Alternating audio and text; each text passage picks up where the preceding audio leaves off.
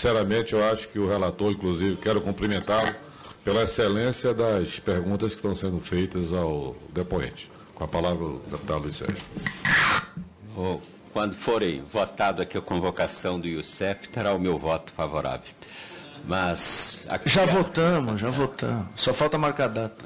Mas aqui a pergunta se refere a um anúncio de 2,4 bilhões de dólares e um contrato assinado na ordem de 13,3 bilhões de dólares. E isso é o objeto central de que é feito o discurso do superfaturamento. Então, isso tem muito a ver. Agora, avançando aqui, né, muito se fala nas especificidades dessa refinaria como causa do aumento de custo da implantação do empreendimento.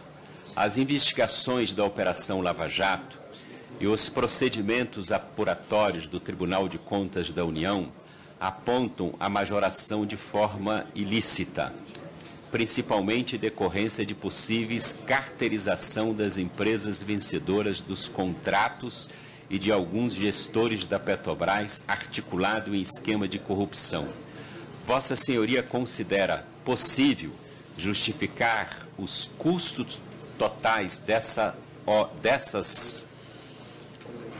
os custos totais após essas investigações e após as confissões contidas em depoimento da delação premiada? Bem, hoje, quando a gente lê os jornais, parece que tudo é muito fácil, né? Tem delação premiada, tem isso, então a gente fazer as suspeições. Vamos voltar ao ano 2008 e 2009, onde esses projetos foram feitos. Não todos os processos licitatórios ocorreram de uma forma transparente, de uma forma que as empresas participaram, que os valores, nós não contratamos nada acima dos valores da estimativa da Petrobras, não tem nada comprado fora da estimativa da Petrobras.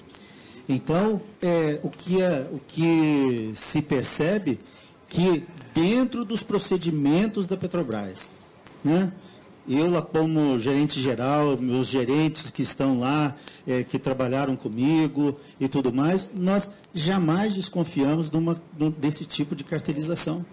Por quê?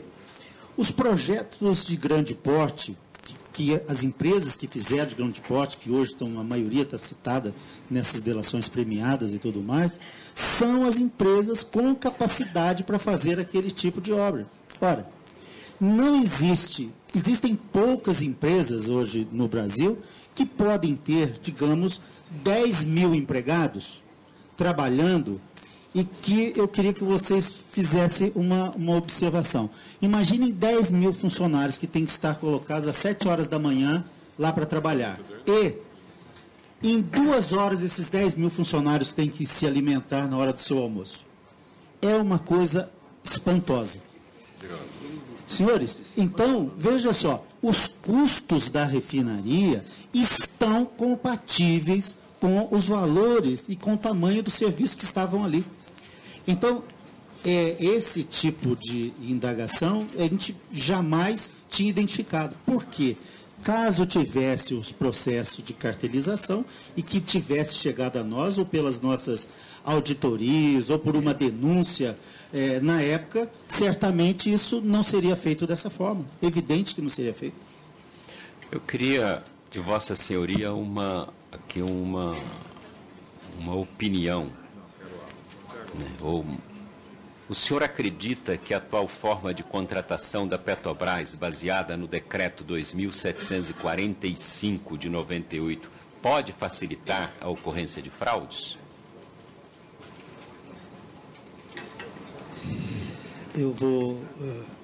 Eu acredito que não, né? Porque não só o decreto, não é o decreto que vai facilitar fraude, outra coisa que vai facilitar. Então não houve superfaturamento. Não houve superfaturamento. E nada. Deputado Paulo Magalhães, a palavra está com o deputado Paulo Magalhães. Vossa Excelência já superou as expectativas. Pode ser, pode. Desculpa que eu perdi aqui. Não, estou dizendo com o decreto, se o decreto na sua... O decreto, ele não... nós entendemos, nós técnicos, tá certo? O que... Eu sou da área técnica, gente. Então, a área técnica, o que ela vai? Ela baseia numa série de procedimentos internos da própria Petrobras, em que nós precisamos entender que aquilo funciona e funciona direito. Então, existe um cadastro da Petrobras, onde nesse cadastro as empresas estão lá habilitadas para fazer aquele tipo de trabalho.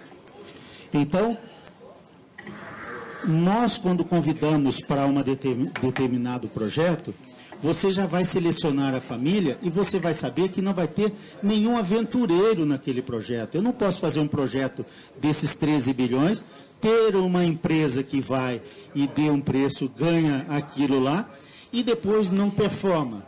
Aí compromete a refinaria como um todo. Então, eu não acho que existir o decreto ou não que vai fazer. O consórcio responsável pela realização da terraplanagem foi composto por 4 grandes empreiteiras que posteriormente teriam, segundo denúncias, pactuado grandes contratos para a execução de outras obras na Abreu e Lima. Houve combinação nesse sentido? Vossa Senhoria tem conhecimento? Vossa Senhoria forneceu ou sabe que quem teria fornecido informações privilegiadas a respeito das condições da obra, em especial a necessidade de aditivos? Porque a questão relativa à terraplanagem é um dos objetos muito questionados pelos órgãos de controle. Perfeito. Eu acho que a terraplanagem foi um projeto aí que foi muito discutido, e a questão da terraplanagem existiu assim também uma repercussão de um assunto que defendia muito de entendimento entre a Petrobras e o TCU. Nos anos de 2007, 2008, até eu acho que 2009, nós tínhamos uma dificuldade grande de poder acertar e conversar de uma forma muito mais técnica com o TCU para esclarecer a forma como nós contratamos e nós entendemos a forma como ele nos fiscalizava. Se eu não combino a forma, não sei, não tem uma regra específica ou não tem uma norma específica de fazer as auditorias, podem gerar uma diferença grande. Então, para se ter uma ideia do que é que foi, o primeiro sobrepreço que o TCU disse que tinha na obra da terraplanagem foi de 148 milhões de reais, num contrato de 400. É um valor que todo mundo ficou abismado de entender e tudo mais. Nós, paulatinamente, fomos esclarecendo ao TCU, ponto a ponto, dos entendimentos. Hoje, existe ainda, até hoje, uma pendência que é de 19 milhões de reais, então dos 148 virou 19 milhões, nós repactuamos preço, nós fizemos discussões, nós acertamos entendimento e virou 19 milhões que ainda estão em discussão, e a Petrobras exigiu das empresas um seguro-garantia, que ao final, se isso não for feito, se não chegarmos a um entendimento, de descontos de 19 milhões através do seguro. Então, todas as medidas foram tomadas. E mais, então, as empresas realmente participaram do consórcio terraplanagem e as novas licitações que foram feitas, os participantes ganharam alguns dos contratos de construção das unidades, mas se nós imaginarmos o que representa a terraplanagem para o contrato da montagem de unidade de coque, ele é muito pouco. E mais, todas as informações disponíveis na etapa da terraplanagem foram encaminhadas para todas as empresas participantes. Então, esse fato, a gente não vê que não teve informação privilegiada de receber uma informação e o outro não receber informação. No entendimento da área técnica nossa, isso essa afirmativa não procede. Em depoimento a uma outra CPI, o senhor José Carlos Consenza afirmou que a obra da RENEST teve por volta de 390 aditivos nos 33 principais contratos referentes à obra da refinaria Abreu e Lima. Como Vossa Senhoria justifica a existência de tantos contratos e, especialmente, tantos aditivos na obra da refinaria? Esses contratos e aditivos, ao ver de Vossa Senhoria, tem uma lógica, eles estavam estimados pela Petrobras de que iriam ocorrer? Ou foi algo que surgiu no correr da obra? Ou era previsível isso? Bem, posso responder? Pode. Desculpa. Bem, eu vou... 390. Nos principais 33. Eu tenho um número aqui que está um pouquinho diferente, já estamos, talvez seja a data, estamos falando de 396 aditivos. Aumentou um pouquinho. Como é que estão distribuídos esses aditivos?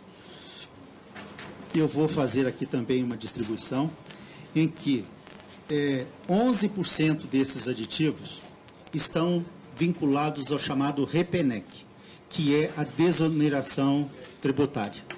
Então, o que acontece?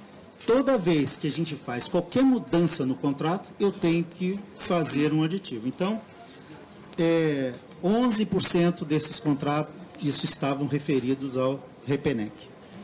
Bem, e como é que estavam distribuídos esses aditivos? Valor, nós temos aditivos de valor que representam 33% dos aditivos. Prazo e valor, ou seja, mexeu no prazo e também mexeu no valor, 9% dos aditivos.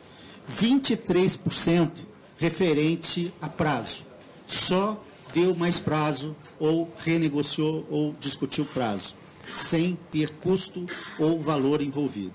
E outros que aí vão estar vinculados a mudança do CNPJ, alteração na estrutura analítica de projeto, cessão de direitos e obrigações, adequação de uma cláusula contratual, por exemplo, a cláusula referente às multas por comunicação de acidente de trabalho, que não era muito adequado e teve que fazer. Então, se muda uma cláusula dessa de contratual, você vai mexer em todos os contratos. Então, todos os contratos precisam dessa cláusula. E alteração de composição dos consórcios. Um consórcio hoje formado por algumas empresas, ele resolve mudar a participação dos consórcios. Ele faz a proposição, é analisado e é aprovado ou não. Bem, dentro dessa lógica, eu vou falar agora daqueles que talvez importem mais, que são aqueles de valor. Era previsível ter aditivo de valor? Sim, era previsível ter aditivos de valor e nós, em função do tipo do contrato, nós fizemos aditivos de valor. Por quê? Esses contratos nossos, a maioria deles, tem uma cláusula que a gente chamou de quantidade determinada, de alguns itens que compõem o projeto. Então, para que servia a quantidade determinada? Servia para nivelar as propostas. Se eu faço um projeto que quando não tem as quantidades determinadas, cada empresa pode fazer uma interpretação e variar o seu risco daquele projeto de uma maneira muito grande. Então, quando nós nivelamos as quantidades determinadas, e digo para a empresa, olha, quando nós terminarmos o projeto de detalhamento, para essa atividade, ou quando ela tiver 90% pronto, nós vamos fazer o take-off final e vamos a contagem final desses materiais e vamos falar o seguinte, olha, se deu mais eu vou pagar e se deu menos eu vou descontar e vamos negociar esses itens. Para cada contrato tem isso. Então, um contrato tem que ter um aditivo para obras civis, para quantidade de concreto, para quantidade de estrutura metálica, quantidade de tubulação, quantidade de cabo elétrico. Então, poderiam ter vários aditivos no mesmo contrato para atender a esses itens. Essa é a grande origem dos aditivos dos contratos.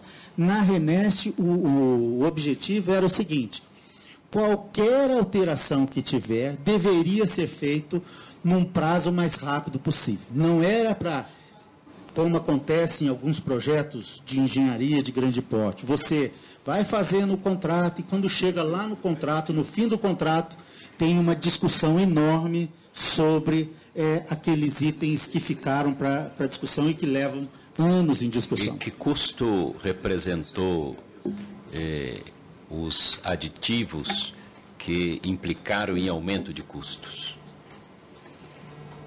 Deixa eu ver se eu tenho o valor.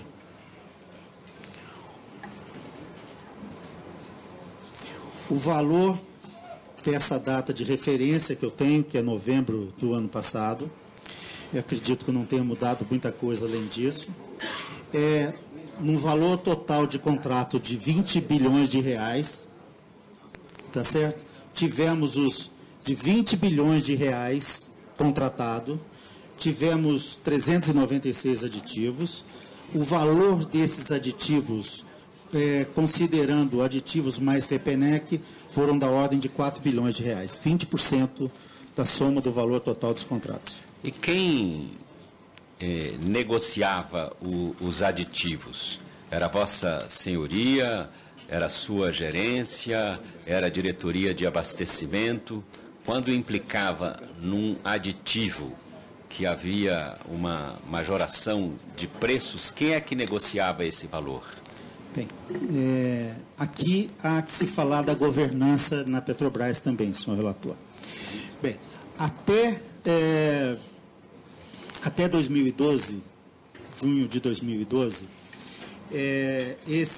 até o ano de 2012, os aditivos, e quando eu digo que o senhor vai ver aqui que praticamente não teve aditivo na refinaria até novembro de 2012, o valor dos aditivos é irrisório para o projeto como um todo. Esses projetos desses aditivos, eles eram...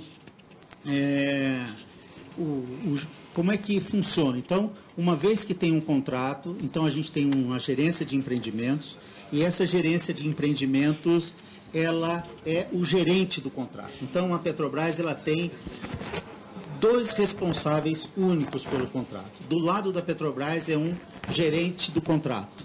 Do lado da empreiteira, da empresa, ela nomeia uma pessoa. Algumas empresas chamam gerente de contrato, outras empresas chamam diretor do contrato, que é essa pessoa que discute todas as questões relativas ao contrato que existe entre as duas empresas, entre a Petrobras e entre a empresa. Até 2012, então, todos os pleitos, pedidos, mudanças de ajustes, eram mandados diretamente dessa pessoa ou alguém da fiscalização, porque embaixo dessa pessoa existe toda uma fiscalização técnica, existe o lado da empresa e do lado da Petrobras. Essa empresa manda para a Petrobras, para aquele grupo da fiscalização, e o grupo da fiscalização começa a analisar. Aí até esse momento entrava, até 2012, nós para a refinaria Abreu e Lima, é um dos projetos onde mais se exercitou isso, toda a alteração ia para um documento chamado Sistema SMP. Sistema SMP é Sistema de Mudança de Projeto. Então, qualquer alteração, tiro esse copo daqui para cá, com custo ou sem custo, ele entra lá na área da SMP. Para que aquela gestão da mudança possa ser feita internamente, porque às vezes tirar um copo de um lugar para o outro pode não ter custo, pode ser mais fácil, mas pode gerar um risco para o projeto depois em operação. Então, tem que passar pelas áreas técnicas, depois pelas áreas de custos, para poder ser analisado. Essa gestão do processo SMP é gerenciado pela área do abastecimento, pelo meu par lá na área do abastecimento, quer dizer, do jeito que tinha o Glauco, tem um outro gerente geral na área do abastecimento. E esse gerente geral faz essa ideia. Em função do valor da SMP, se for um valor pequeno, ele é decidido localmente. Até se for uma SMP, digamos que como nós tivemos, incluir mais uma célula na torre de resfriamento. Isso custa 20 milhões. De quem é a competência? É a competência do diretor. Então, o diretor, a competência dele vai até 32 milhões e acima de 32 milhões é da diretoria executiva. Bem, então, até 2012 é assim que funcionava. Uma vez identificado que tem que fazer aquela mudança, é criada uma comissão de negociação do aditivo. O mesmo tratamento que é dado por uma licitação. Por quê?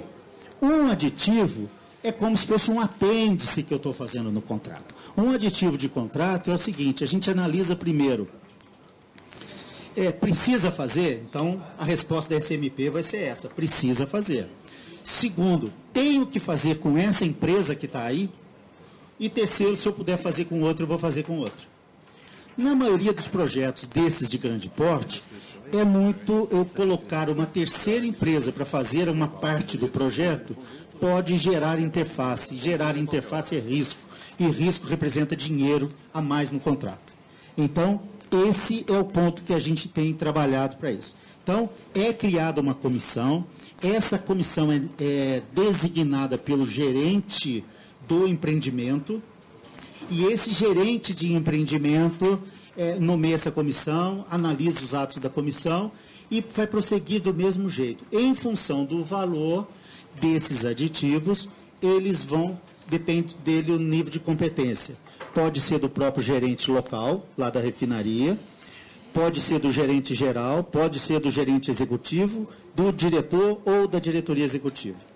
Pelo porte da refinaria Abreu e Lima, a grande parte, para não correr o risco de errar em falar que 100% foram lá 95%, grande parte, a maioria desses aditivos foram a nível de diretor ou diretoria executiva, pelo porte desses valor dos contratos. Então, é esse. E, digamos, o gerente geral, o que ele tem que fazer? Ele tem que fazer com que essas coisas andem a tempo e a hora para que a coisa aconteça. A partir de 2012, logo no início de 2013, no início de 2013, a Petrobras mudou a sua gestão. Então, qualquer pleito de qualquer empresa, ela é encaminhada ao diretor, aos diretores, manda para o diretor, no caso o diretor de Engenharia, Tecnologia e Materiais, e ao par dele, que era o diretor do abastecimento. E nesse momento, o diretor, ele decide se aquela SMP deve ser analisada ou não, ele tem a prerrogativa de algumas coisas, falar, isso não vou nem analisar, porque isso aqui é improcedente, e mandam para as áreas subsequentes. Cadastra através de um tag num sistema interno da Petrobras, que era esse sistema. E nisso vai descendo. Chega para o gerente geral, que repassa isso para o gerente do empreendimento, pedindo que ele analise aquilo dentro de uma determinada comissão. Antes, a comissão faz um parecer técnico, e esse parecer técnico a gente manda para o gerente executivo, que fala, olha, estou de acordo ou não estou de acordo. E com isso, volta para a coisa. Bem, uma vez cadastrado no sistema, e esse talvez seja a mudança mais importante da gestão, para garantir transparência e evitar qualquer interferência externa nesse processo, ela tem o seguinte, uma vez cadastrado no sistema, existe uma série de prazos. 5 dias para fazer o parecer técnico.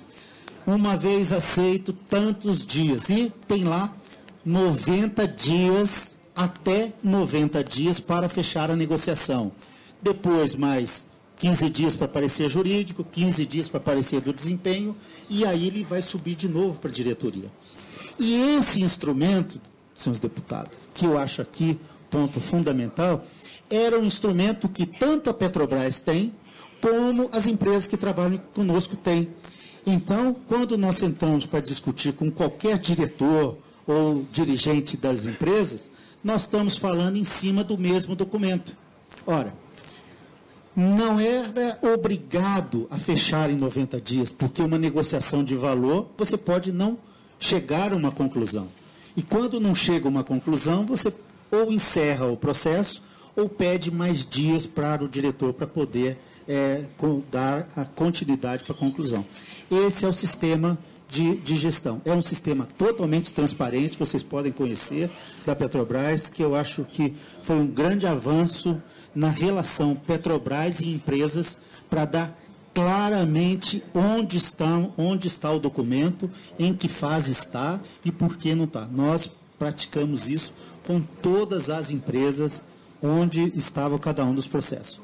E isso nós tínhamos que fazer um acompanhamento semanal, e toda semana, não só eu, como todos os gerentes da Petrobras, que cuidam dos empreendimentos, porque o responsável não era só o gerente geral. Quem era o responsável era o nome da pessoa que estava lá para responder. Então, se o diretor, se o gerente executivo, se eu tivesse dificuldade para fazer a atualização, não estava alguma coisa atualizada, eu tinha que buscar essa informação para levar para a diretoria, que tinha uma avaliação semanal da resolução dos aditivos, dos pleitos e tudo mais.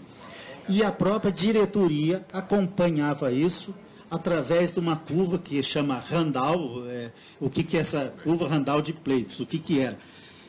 A Petrobras colocou lá nessa época, em 2013, tinha, sei lá, 1.000 pleitos em análise no sistema Petrobras.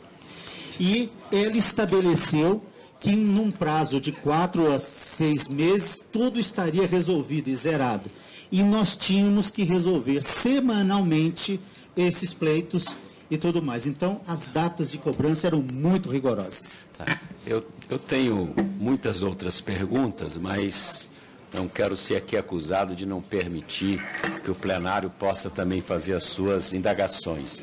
Mas fazendo aqui rapidamente um resumo, Vossa Senhoria defende o decreto porque acha que ele é importante para evitar que uma empresa que não tenha condição de executar a obra acabe sendo vencedora. Afirma que não houve superfaturamento desta obra e nega veementemente que tenha recebido esses R$400 mil que o senhor Chinco Nakandakari afirma que entregou a Vossa Senhoria. Então, só numa opinião, Vossa Senhoria acredita que esse empreendimento de 18,5 bilhões de reais foi uma boa iniciativa da Petrobras e que é uma refinaria viável economicamente? Só para passar aos outros, se houver necessidade, eu retomo as perguntas que ficaram sem ser feitas. Deputado, do ponto de vista eu não conheço os indicadores da Petrobras do ponto de vista de VTS e tudo mais. Do ponto de vista de brasileiro, que eu acho que eu posso dizer é que nós vamos deixar de importar 230 mil barris de petróleo por dia. E acho que hoje nós estamos com o trem 1 pronto, e acho que o trem 2 da refinaria, que é a outra refinaria de mais 115 mil barris, porque lá são 2 refinarias, uma dentro da outra, deveria ficar pronto o mais rápido possível. Em novembro, nós tínhamos a previsão de que essa refinaria ficasse pronta em maio, digamos que o mais tardar, com alguns problemas com as empresas, que vocês viram que várias empresas lá quebraram, né? Que ela pudesse atrasar um pouquinho de maio.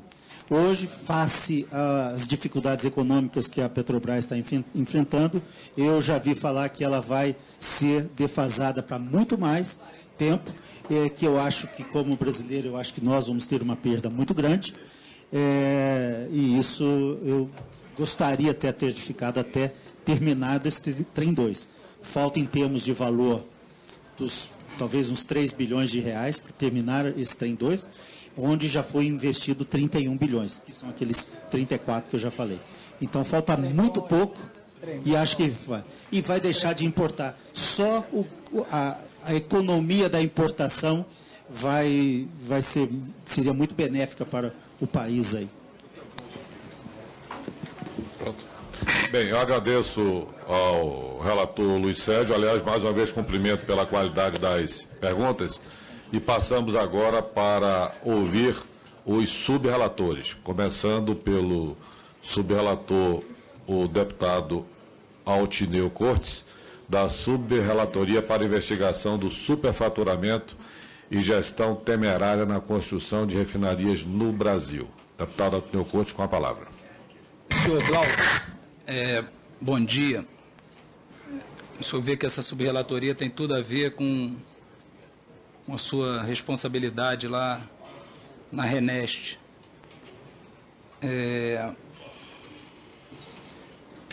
O senhor hipotecaria o seu patrimônio pessoal para recompor o patrimônio do povo brasileiro, caso seja comprovado desvios na Renest?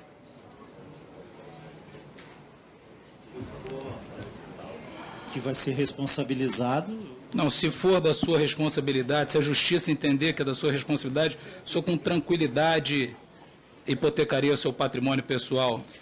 De todos os atos que eu cometi, de todos os atos que eu fiz, não, todos os atos que eu pratiquei na refinaria, é evidente. Não, porque o senhor aqui até ia fazer uma pergunta, mas o senhor já respondeu a pergunta aí do nobre relator, que o senhor tem certeza da legalidade de tudo que aconteceu ali, né, segundo as suas palavras aí anteriores.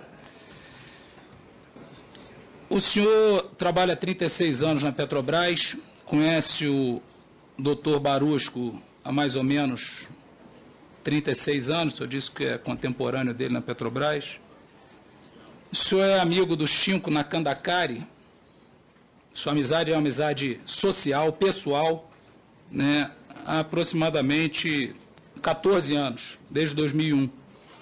O senhor Chinco Nakandakari, numa delação premiada, né, a qual ele, se faltar com a verdade, sabe que a sua pena pode ser quadruplicada, ele relatou que entregou propinas ao senhor, que diria que ficaria com o senhor, e também que o senhor poderia, uma outra parte, repassar para o Barusco e para o Duque.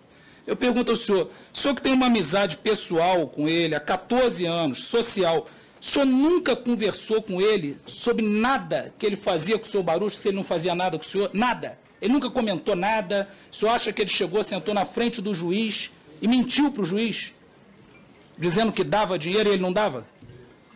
Olha só, eu acho que o senhor Chinco, eu não sabia das relações e das negociações que ele tinha com outros. Foi uma surpresa muito grande para mim. Isso não tinha e realmente não sabia. Com relação ao que ele disse que deu para mim, ele não deu. E o que aí me perguntam, por que ele fez isso? Porque depois que saíram, pelo que eu relato hoje, pelo que eu vejo do relato dele lá, ele deveria ter que fechar alguma conta.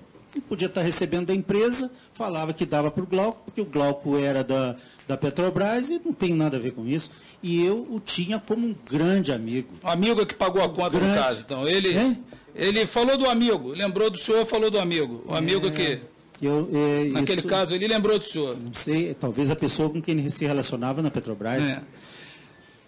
Principalmente porque vocês viram aqui que eu falei do processo da gestão, em que era totalmente transparente. A pessoa no caso da Galvão, que estava lá, tinham reuniões, sabiam da posição de todos os seus recebimentos, dos seus aditivos, dos seus pleitos, tudo mais. Estou satisfeito com a resposta do senhor, então. Me diz uma coisa, a mudança do projeto, já que o senhor foi o responsável lá por tocar aquele empreendimento, a mudança do projeto, desde que o Brasil fez o acordo lá com a Venezuela e depois mudou o projeto, quanto que isso custou a mais para o Brasil, na sua opinião? Em ordem de grandeza, por alto, pode ser objetivo. Eu não tenho um número, porque o que ia ser feito tinha que fazer uma unidade de recuperação de enxofre para fazer a Venezuela vindo. Como a Venezuela não veio, a unidade de recuperação de enxofre não foi feita. A respeito das outras unidades, eu não sei aqui, não tenho o valor de quanto isso pode ter, mas pode ser alguma coisa marginal. O senhor Pedro Barusco, ele foi reconvocado aqui por essa CPI para voltar para prestar depoimentos, porque ele não respondeu às perguntas. E a minha responsabilidade dos nossos deputados aqui é de fazer no final, votar um relatório. Então, gostaria que o senhor pudesse ser, assim, o mais preciso possível nas respostas, porque, senão, pelo menos da minha vontade, eu gostaria de encerrar os questionamentos ao senhor, para que eu ou outro colega aqui não possamos propor que o senhor tem que voltar aqui, como o senhor Pedro Barusco vai voltar. Agora, o senhor foi responsável pela indicação da comissão de licitação. Quem era o presidente da comissão de licitação? Eu não fui responsável por indicação de comissão de licitação. O senhor falou aqui anteriormente que o senhor e o senhor Pedro Barusco, inclusive, falou que os critérios de definição das empresas eram estabelecidos pelo gerente do empreendimento através da licitação da comissão de licitação. Talvez a estrutura da Petrobras realmente sim. Eu era o gerente geral. Abaixo de mim tem um gerente. Esse gerente que nomeia a comissão de licitação. Então, o senhor acima do gerente, o senhor que nomeia também? Não. Então, o gerente abaixo do senhor, ele nomeia quem ele quiser? Ele nomeia as pessoas... E se o senhor não concordar, ele também nomeia? Nomeia. Mas ele é abaixo do senhor? Não tem importância. Ah, não? Não. É assim que funciona. É assim que funciona. O senhor falou que tinha 1.100 pessoas trabalhando com o senhor. Essas pessoas eram terceirizadas ou funcionários da Petrobras? Parte Petrobras e parte terceirizada. Quantos terceirizados dos 1.100? 70%. 70% terceirizado. Qual era o salário mais baixo e mais alto desses 70%? Não sei informar aqui agora. Mas não trabalhava sob a gerência do senhor? Trabalhava, mas eu não sei o salário deles. Trabalhava nas gerências dos empreendimentos que trabalham comigo. Mas o senhor era gerente geral do empreendimento, o senhor não sabe quantas pessoas ganhavam? Eu não sei quantas pessoas ganhavam, mas... Nem por alto? Quanto ganhava o menor, quanto ganhava o maior? Eu posso falar errado. Terceirizado? Petrobras pode passar essa informação correta. Não, mas o senhor está aqui para prestar o depoimento, então eu tenho que perguntar ao senhor. Mas eu não tenho obrigação de saber os números, os valores. Eu estou vendo que o senhor não sabe nem números nem valores. A fase de projeto até a fase conceitual custou 2,4 bilhões de dólares. O senhor falou aqui para o relator agora. O que é a fase conceitual para custar 2,4 bilhões de dólares? O que significa fase conceitual? Não custou 2,4. Petrobras não gastou 2,4 bilhões. Pô, então Isso é estimada. A refinaria, lá na fase original, foi estimada em 2,4 bilhões. Então, o que é essa estimativa? A Petrobras, e aí vocês vão ter que chamar as pessoas do abastecimento aqui para falar, que ela imaginou fazer uma refinaria de 200 mil barris na época. E essa refinaria de 200 mil, na época, o grupo que estava à frente do projeto identificou que ela custaria, se fizesse aquela unidade, 2,4 bilhões de dólares. Quando se apresentava um preço pelo seu gerente, que ele nomeou a comissão de licitação, as empresas apresentavam um preço ali, não é isso? Quando esse preço estava acima do valor, o senhor participava em pedir que as empresas reduzissem o valor ou o senhor também não participava? Não. Não participava? Na Petrobras, a comissão de licitação, a gente deixa que ela atue diretamente nas negociações. O senhor não sabe o nome do presidente da comissão de licitação? São várias comissões. Não, mas na Renest, que contratava... São 30 e são cerca de... Deve ser uns 80 processos. Cada processo é uma comissão. Ué, não tem uma comissão de licitação? Não. É uma comissão de licitação por processo? Cada licitação, construção da destilação é uma comissão, construção da unidade de coque é outra licitação. Cada gerência fazia a sua licitação. Mas dentro, então, do RENEST existiam várias comissões de licitação? Sim. Não era uma comissão de licitação que... Não. Dentro da RENEST nós tínhamos 5 empreendimentos. Então, são 5 comissões de licitação ou são mais? O processo da Petrobras cada processo licitatório tem a sua comissão de licitação. E quem indica sempre é o gerente abaixo do senhor? É o gerente abaixo de mim, ou vai depender do caso. Senhor presidente, eu gostaria, esses relatórios que o senhor trouxe aqui são relatórios técnicos lá da RENEST, esses números que o senhor está trazendo aí, que eu estou vendo que o senhor está lendo aí, que o senhor... Não era uma apresentação aqui que tinha... O senhor pode deixar a cópia disso aí com a gente? Pode. Porque Senhor presidente, como eu perguntei e ele respondeu, e eu iria fazer todas as perguntas depois ele respondeu, que só o senhor me desse mais alguns minutos, porque eu estou tentando até adiantar aqui. Um minuto. Companheiros. Senhor presidente, na realidade, eu estou achando sinceramente, seu Glauco, que o senhor deveria ir rapidamente prestar um depoimento ao juiz Sérgio Moro, para ver se o senhor convence a ele que está tudo bem na RENEST, que não houve nada de problema.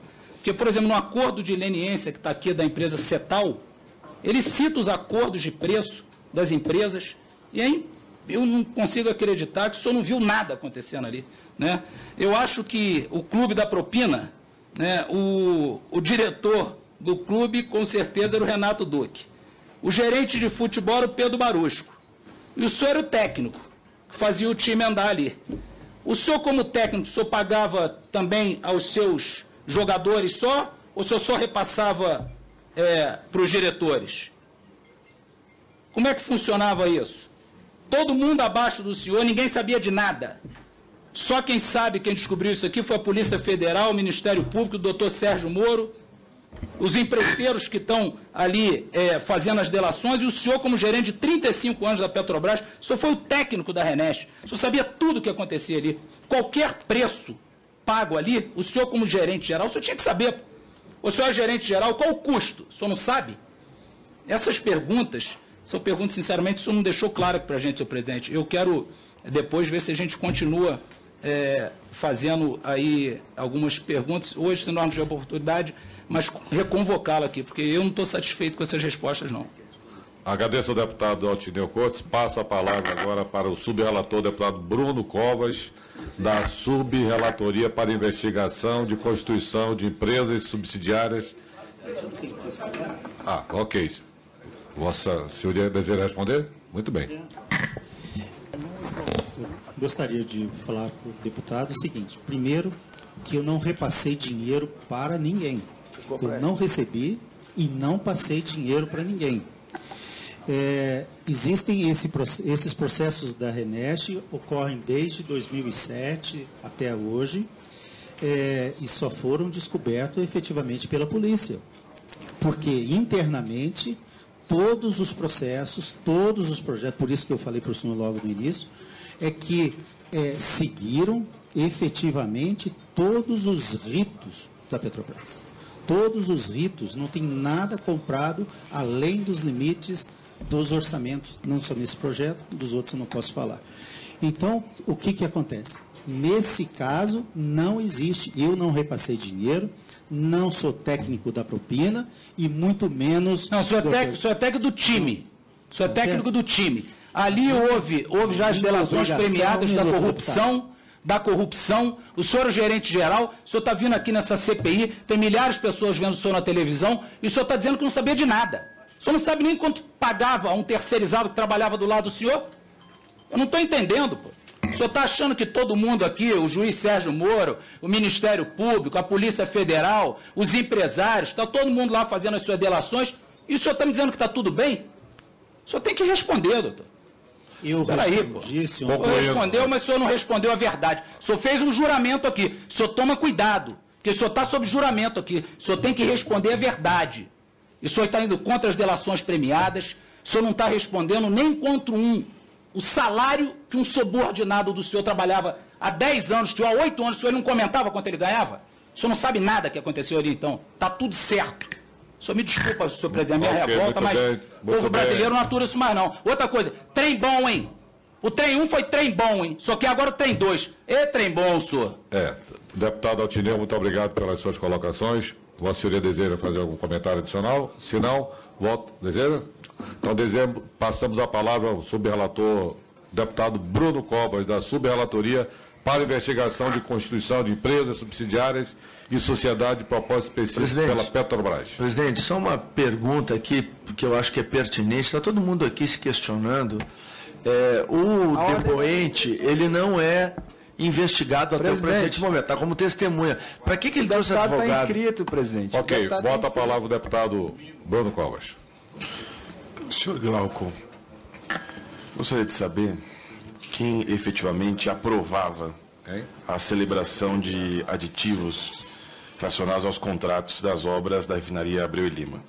Era a diretoria executiva da Petrobras ou o Conselho de Administração da refinaria Abreu e Lima S.A.?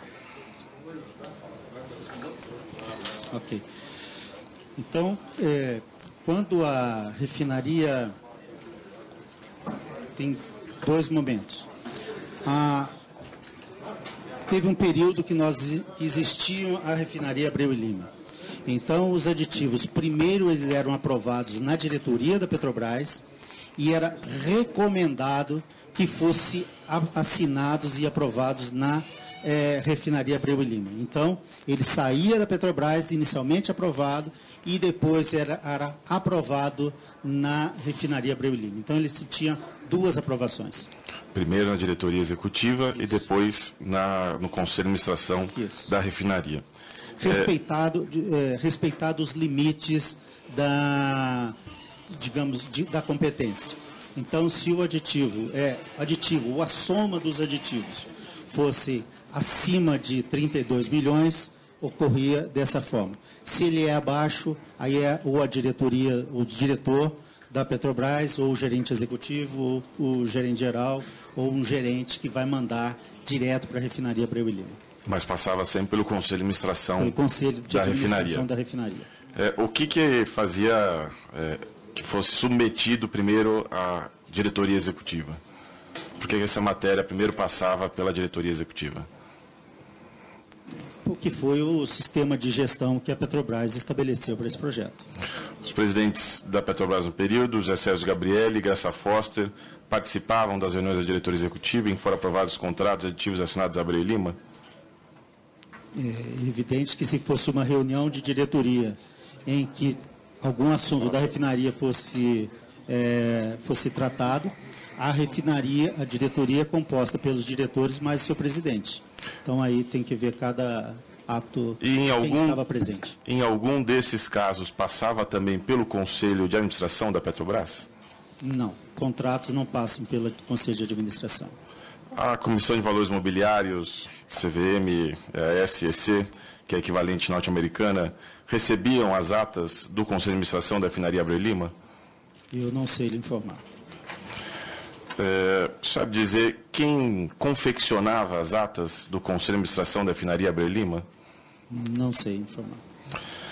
A revista Existia uma secretaria da refinaria. Certamente, normalmente, a secretaria executiva quem faz isso. A revista Veja, em sua edição 2401, divulgou um e-mail enviado pelo então diretor de abastecimento da Petrobras, senhor Paulo Roberto Costa, a então ministra-chefe da Casa Civil e presidente do Conselho de Administração da Petrobras, senhora Dilma Rousseff. No e-mail de 29 de setembro de 2009, o senhor Paulo Roberto Costa informou que o TCU havia recomendado a paralisação de 3 obras da diretoria de abastecimento, uma delas a refinaria de Abreu e Lima, em Pernambuco, por ter verificado em procedimentos preliminares a existência de indícios e irregularidades graves. Mencionou ainda que o TCU estava encaminhando à Comissão Mista de Orçamento aqui do Congresso Nacional a mesma recomendação, para que o órgão deliberasse sobre a paralisação ou não das obras, bem como que no ano de 2007, a recomendação de paralisação de 4 obras da Petrobras, feitas pelo TCU, não havia sido ratificadas pela comissão. Indagado a respeito dos fatos, o senhor Paulo Roberto Costa confirmou o encaminhamento do e-mail e declarou que este era do conhecimento de Vossa Senhoria. Pergunto, Vossa Senhoria confirma a informação de que tinha conhecimento dos fatos? Os fatos seriam a paralisação das Paralisação das obras, isso. Não, em 2008 teve a indicação de... 2008, deputado, eu não me recordo. Primeiro havia sido em 2007 e depois, em 29 de setembro de 2009, o e-mail do senhor Paulo Roberto Costa. O indicativo de paralisação foi por conta das obras da terraplanagem. Existia um IGP sobre isso e, a partir daí, nós tivemos aqui na Comissão Mista do Orçamento, dando os esclarecimentos. Na época também o TCU indicou uma não conformidade grave, que era referente a uma cláusula de chuvas que tinha nos contratos.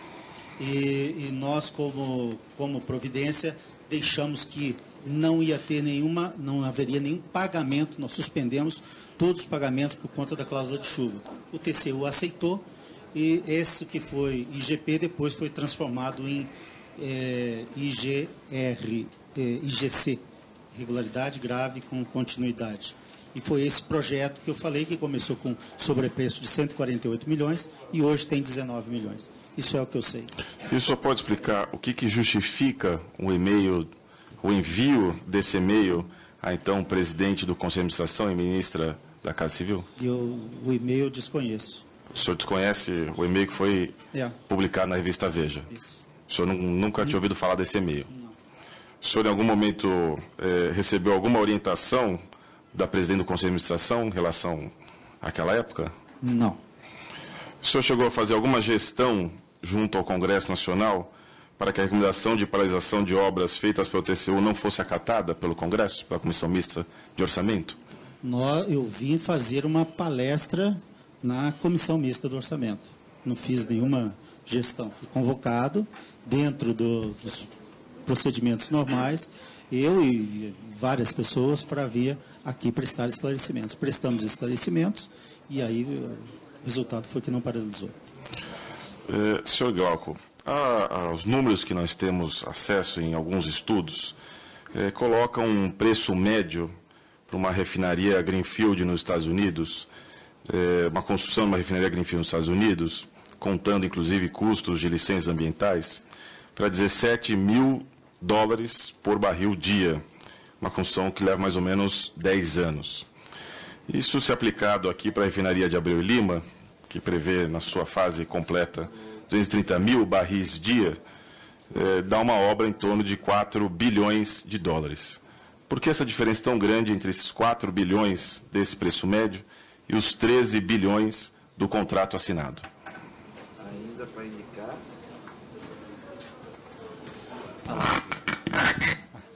Tá bem. Bem, eu vou tentar explicar assim um pouquinho mais isso. Eu também vou tentar entender. Não, porque não é muito difícil para nós até colocar. Para a gente também não é fácil entender. Perfeito. A Petrobras, essa refinaria, não é uma refinaria que a gente possa pegar qualquer valor e fazer digamos, a relação direta de custo da refinaria para um indicador como esse, que é muito válido quando as coisas são mais próximas. Essa refinaria é uma refinaria para tratar óleo pesado. Então, é uma refinaria que possui um grau de severidade muito maior que muitas refinarias que trabalham com óleo mais leve. Essa refinaria ela tem um grau de conversão muito elevado. Acho que aqui as pessoas já falaram, ela tem um grau de conversão de 70%, ou seja, de tudo que ela produz, 70% de tudo que entra na refinaria, 70% vira diesel. Então, o que acontece? Essa refinaria ela tem unidades, por exemplo, de coque, que alguém que passe ali para o Pernambuco e veja, são duas coisas enormes, são duas unidades maiores do que a gente tem aqui em qualquer refinaria da Petrobras. São 12 tambores de coque que lá estão instalados. As maiores refinarias nossas têm 4 tambores de coque. O grau de severidade das unidades de HDT de diesel, a mesma coisa, que vai produzir um diesel S10. lá na refinaria. Isso tudo que é uma refinaria de óleo pesado, ela tem esse indicador, vai mais alto para esse valor. Alguns colegas nossos já têm, eu até li no próprio relatório da própria CPI passada, aí, que aparecem os números da ordem de $55 mil, se eu não me engano, sobre o valor. Então, isso é uma das coisas. A outra é o grau de automatismo dessa refinaria.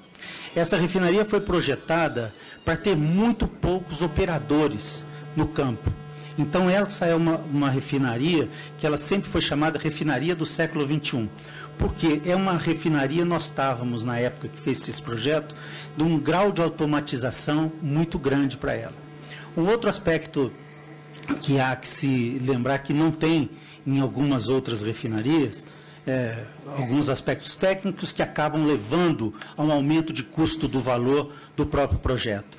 Ela tem assim, uma grande preocupação com os gases emanados da refinaria. Então, naqueles tanques de produto, que não é uma coisa normal em ter nas unidades, existe todo um sistema de coleta dos vapores do gás e vão para um determinado sistema de filtros, e a partir deles tem que passar primeiro para um sistema de filtragem, para depois ir para a atmosférica, para depois não ficar gerando aquele odor dentro na região, já que é uma região muito voltada para o turismo. Então, esses aspectos todos do ponto de vista ambiental, de unidades para tratar os gases efluentes, são fatores que acabam elevando esse custo unitário da refinaria. Mas o que ficar claro é que a refinaria do século XXI é aquela que custa mais de 3 vezes e está envolvida em escândalos de denúncia. Né? Obrigado. Obrigado, deputado Bruno Covas. Com a palavra o subrelator, deputado Arnaldo Faria de Sá. Subrelator para investigação de superfaturamento, gestão temerária na construção e afetamento de navios de transporte, navios plataforma e navios sonda. Deputado Arnaldo.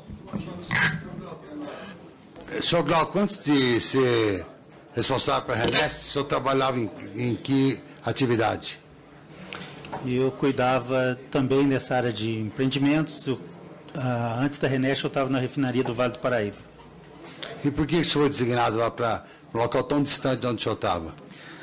Talvez pela complexidade do projeto e pela minha experiência anterior, já que eu já tinha sido gerente de empreendimentos de várias outras coisas de grande porte. O senhor sabia que a RENEST está envolvida em tantos escândalos? Soube depois de todos eles aparecerem nos jornais. Durante o tempo que o senhor está administrando, o senhor não percebeu que alguma coisa estava andando errado, não? Não.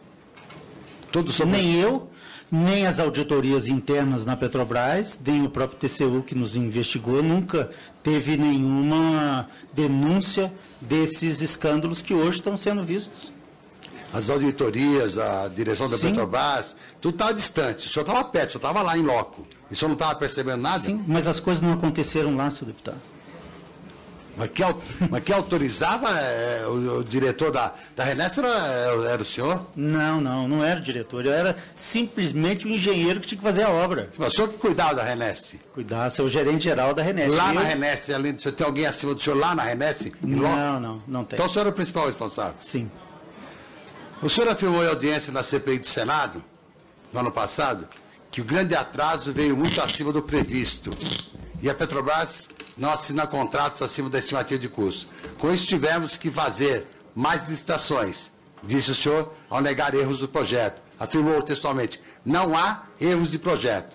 Graça Fortes, em audiência aqui na semana passada, afirmou que os aditivos fizeram necessários por haverem erros no projeto de construção da RENEST, e se deram principalmente pelo fato dos projetos estarem errados.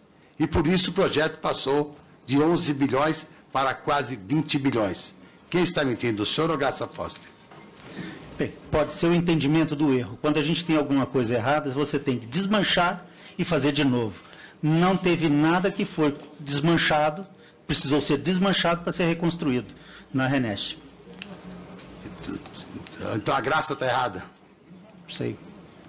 Não sabe? Não.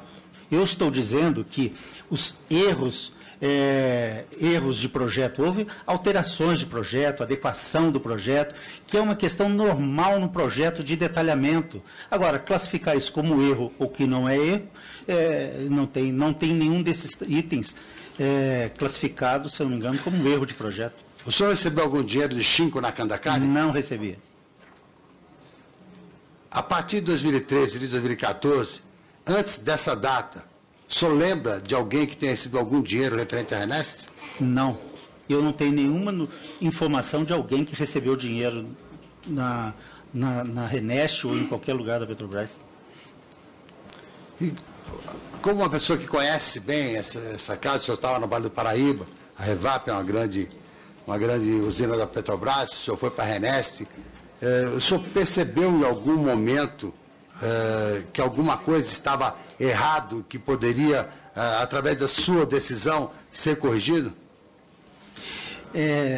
Deputado, eu junto da minha equipe lá, nós estávamos muito focados na construção da refinaria. O nosso grande objetivo, que era o meu objetivo lá, é colocar a refinaria para funcionar e operar. Nos anos principalmente 2013 e 2014, a minha vida foi lá, chegar tipo 6h30 na refinaria e sair 9 horas da noite. Praticamente grande parte desses 2 anos. Então, o nosso foco, de toda a equipe que nós trabalhávamos juntos lá, era fazer com que a refinaria funcionasse e o projeto estivesse dentro daquela curva S de execução física da obra que a gente tanto era cobrado. O que é essa curva S? Curva S é o avanço físico, mês a mês da refinaria, projeto a projeto, como é que ele tinha que representar no mês a mês. Qual era a previsão de início de operações da Renest? Aí tem várias datas da Renest. Então, quais datas? Em 2012, a primeira data da Renest era 2010, dezembro de 2010, que as nossas licitações, como eu disse, o senhor leu ainda há pouco, nós tivemos que refazer várias licitações, as licitações foram perdidas por preço excessivo e as licitações acabaram acontecendo lá em 2010. Os contratos foram assinados em 2010. Depois, em 2012, nós fizemos um grande trabalho sobre ajustar os cronogramas, definir a data. Nesse atraso aí, tem alguma interferência a questão da PDVSA deixar de participar do projeto? Não. Como tinha... Não, a PDVSA nunca interferiu na data. Não digo que tem interferido. O fato de não ter cumprido o pré-contrato atrapalhou alguma coisa, não? Não, porque a decisão da Petrobras, menos tudo o que eu sei, é o seguinte: nós precisamos de 200 mil barris por dia a mais lá na região Nordeste. E para processar esses 200 mil barris, ia ser com PDVSA ou sem PDVSA. Então, ia ser feita a refinaria, tanto é que ela começou a ser feita dessa forma. Tive alguma interferência do governo estadual no andamento das obras, ou qualquer interferência no andamento das obras lá da Renest? Não que eu saiba. Não teve. A quem o senhor respondia na Petrobras a respeito da administração da Renest? Inicialmente ao engenheiro Pedro Barusco, e depois de 2012, quando teve 2011, ao engenheiro Roberto Gonçalves, e depois o engenheiro Maurício Guedes, até o final que eu estive lá. Qual foi a sua relação com Pedro Barusco? Estritamente profissional. Ele foi visitar alguma vez lá a Renest? Foi. E na visita que ele fez lá, qual o comentário que ele tenha feito com o senhor que o senhor pode trazer para nós? Ele foi, que eu me lembro, ele esteve lá na época da terraplanagem, nós percorremos as obras e todo mundo que vai lá fica só impressionado com o tamanho das obras da terraplanagem. E acredito que mais uma vez, mas foi uma visita muito rápida lá na hora. Mas o senhor soube, pelas próprias declarações públicas do Barusco, inclusive a delação premiada, que ele falou que vários recursos estranhos foram oriundos de aditamentos de contratos da Renest, não soube? Soube. E quando ele falou isso, qual foi a sua avaliação, a sua percepção de tudo que ele estava falando em relação à Renest, que o senhor era o responsável? Do ponto de vista interno e da gestão dos contratos, o que posso dizer é que todos os aditivos e todos os negócios que foram feitos foram todos muito criteriosos e com as equipes que fizeram as negociações. Então, não houve interferência do senhor Pedro Barusco, não houve interferência nenhuma nas negociações que ocorreram dos valores a serem pagos. São todos valores que são baseados na estimativa de custo, estimativa de preço, com base nas recomendações do TCU para fazer as estimativas, e com isso, não sei, o que se vê, o que eu depreendo das próprias delações premiadas e tudo mais, é que era uma coisa do lado de fora da Petrobras, não era do lado de dentro. Barusco do lado de dentro? Não. Ele com as empresas, não tinha a ver, ninguém chegou e mandou, coloque mais isso nesse contrato, coloque menos aquilo no outro contrato. Isso não existe. Até quando você ficou responsável pela RENEST? Até novembro. Foi substituído por quem? Eu fui substituído por um outro gerente, que é o meu gerente do Comperge, que está acumulando, que chama Flávio Casanova. E o que você faz atualmente? Hoje eu sou engenheiro de equipamentos da Petrobras. Deixei de ser gerente. Petrobras, eu sou empregado da Petrobras como engenheiro de equipamentos, que é o que eu sou. Eu estava gerente de empreendimento. Sou, evidente. Você tem medo de ser preso? Não tenho medo porque eu não tenho nada para ser preso. Tem certeza que você não tem nenhuma responsabilidade com nada do que aconteceu na RENEST até novembro desse ano? Tenho. E hoje que você não é mais o gerente, mas é engenheiro da Petrobras, vendo todo esse escândalo e a RENEST sendo considerada a obra que mais desvios propiciou, como você se sente? Bem, eu acho que como todos os empregados da Petrobras, nós sentimos um desapontamento muito grande com tudo isso que a gente está vendo que está ocorrendo na Petrobras. E não é só na RENEST, senhor deputado. Hoje, quando a gente vê, a RENEST talvez seja o projeto que foi mais falado, mas hoje a gente está escutando de tudo quanto é lugar, em todas as áreas. Cada vez que aparece uma delação premiada, cada vez que aparece alguns desses nossos colegas que estão falando, todos nós ficamos... Quando você viu o Barusco depondo aqui, falando o que ele falou, como você se sentiu? Extremamente surpreso. O engenheiro Barusco sempre foi muito rigoroso com todos nós, com todos esses processos. Imagina se não tivesse sido rigoroso, hein? Obrigado, presidente. Agradeço ao deputado Arnaldo Faria de Sá e passo a palavra ao deputado André Moura, subrelator para a investigação de irregularidades na operação da Companhia 7 Brasil e na venda de ativos da Petrobras na África, mais a recuperação de ativos. Com a palavra o deputado André Moura. Senhor Glauco, o deputado Arnaldo Faria de Sá já fez uma pergunta, mas eu vou repetir aqui. Vossa Senhoria recebeu propina do engenheiro Nakandakari? Não. Não.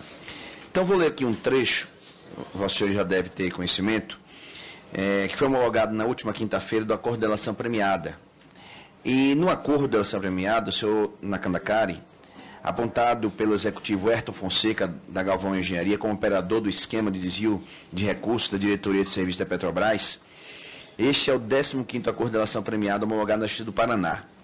E lá, disse ao juiz federal que pagou propina para o ex-gerente de refinaria do Nordeste, RENEST, Glauco, que é Vossa Senhoria, e ele afirmou que os pagamentos para o senhor avançaram até o ano de 2014, dito na delação premiada do senhor Nakandakari. Até mesmo depois da Operação Lava Jato ter sido deflagrada em março do ano passado. Segundo ele, não revelou o valor que diz ter entregue ao senhor, mas ele afirma que esse esquema de corrupção paga ao senhor, ele prosseguiu, e em novembro, depois que a Polícia Federal deflagrou a 7ª fase da Operação Lava Jato, a estatal afastou o senhor das suas funções. O engenheiro disse que fazia os pagamentos do suborno em espécie no primeiro momento, mas depois pagou por meio de notas fiscais frias de sua empresa. Então, Vossa Senhoria nega essas afirmativas do senhor Nakandakari na delação premiada dele. Vossa Senhoria está sob juramento. Claro. Nós podemos pedir uma careação. Vossa Senhoria nega. Tá bom. André, manda ele reafirmar a negativa. O senhor reafirma a negativa? Estou reafirmando. O senhor reafirma que o senhor Nakandakari, ele não diz a verdade. Não diz a verdade. Não diz a verdade. Tá bom. André, Pois não. procura saber dele, por favor, se não existem as notas fiscais. As notas fiscais Presidente, frias, as notas fiscais A frias, palavra está com relator. nas nossas... Mas eu sou estou relator, sugerindo e eu vou estou continuar permitindo. sugerindo. Eu estou permitindo.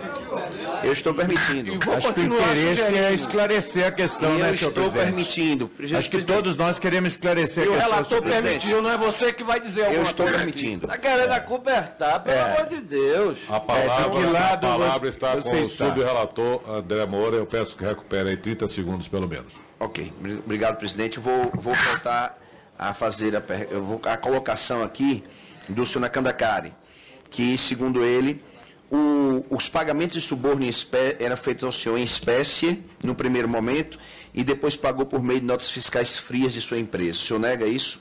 Eu, inclusive, não tenho empresa nenhuma. Da empresa dele, ao senhor. Sim, eu não recebi nada do senhor Nakandakari e eu não sei se ele usou da amizade que ele tinha comigo para levar vantagem junto da empresa que ele pegava o dinheiro. Ok. O que é isso? Não sei. Vossa Senhoria, então, não pode explicar os mecanismos utilizados para o pagamento dessas propinas? Claro, se eu não recebi, senhor deputado. Então, o senhor não sabe explicar o mecanismo? Não. O advogado que acompanha Vossa Senhoria, quem é o advogado que acompanha Vossa Senhoria? Doutor João Carlos, E quem está pagando o doutor João o Carlos? Glauco. O senhor? É. O senhor está Por pagando? quê? Por que eu tive que procurar um advogado? Primeiro que lá internamente e aqui, para vir aqui na CPI, falar, precisa ir com advogado. Eu achava até que não precisava.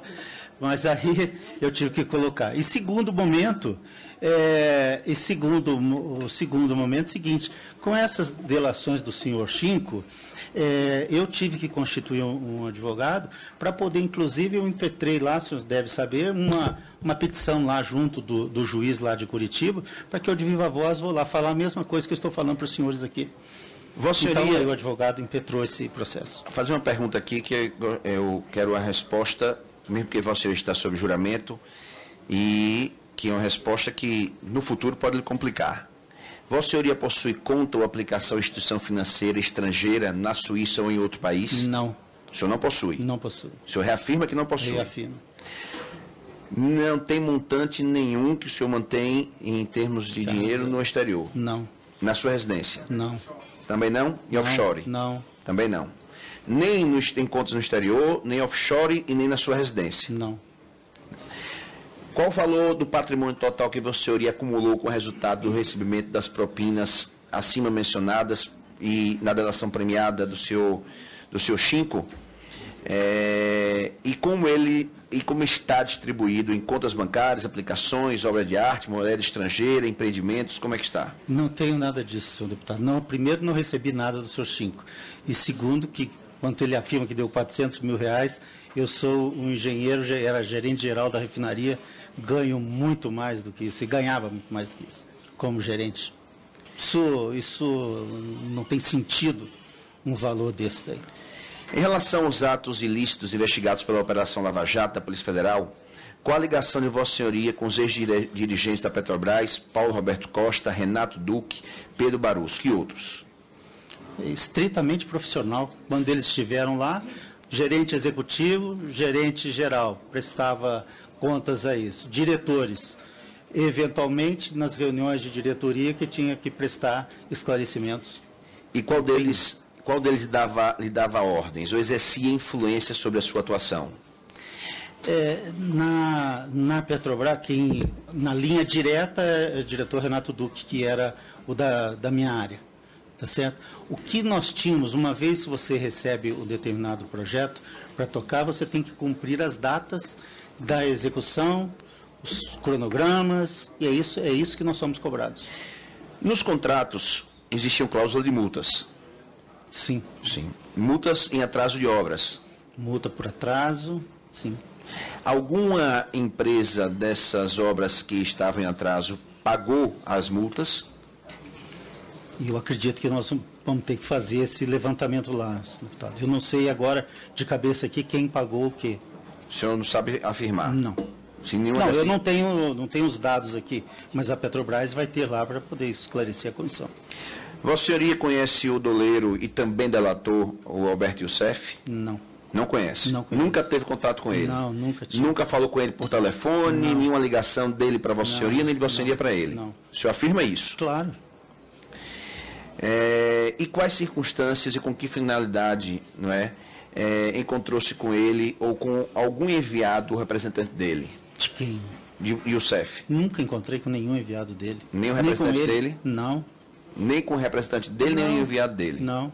Qual o valor estimado do prejuízo causado à Petrobras em virtude do favorecimento de empreiteiras ou de empresas, de pessoas, em decorrência das ações ilícitas que Vossa Senhoria praticou? Não pratiquei nenhuma ação ilícita. Vossa Senhoria não praticou nenhuma Não. ação ilícita? Não. Não participou de nada disso que o senhor, Nada. Vossa Senhoria está sendo acusado Nada. na delação premiada Nada. do senhor Chinco? Não. O senhor nega veementemente Nego veementemente. nenhuma participação? Não. O deputado Arnaldo já perguntou, mas... Pois não. Não, eu procurei até explicar para vocês, os senhores deputados, o processo na Petrobras para essas etapas e que esse senhor Chinco acaba colocando, é uma atividade completamente desnecessária. Por quê desnecessária? Porque as empresas sabiam exatamente toda a situação dos seus projetos. Não precisa, não tinha que fazer, não tinha porquê. O que eu dei em troca para o senhor Chinco? Eu não dei nada em troca. Primeiro, ele não era a pessoa que foi indicada pela Galvão para tratar de negócio da Galvão. Eu jamais tratei um assunto da Galvão com o senhor Chinco, em primeiro lugar. Em segundo lugar, se ele fosse representante da Galvão, eu assim não seria amigo dele. Porque não tem ele, temos 70 empresas e eu nunca saí com nenhuma das empresas para jantar, tomar um café. O que eu fazia? Encontrava com o senhor Chinco porque ele era um amigo de 15 anos. E eu não sabia das atividades ilícitas que ele cometia. Porque, senão, isso não teria.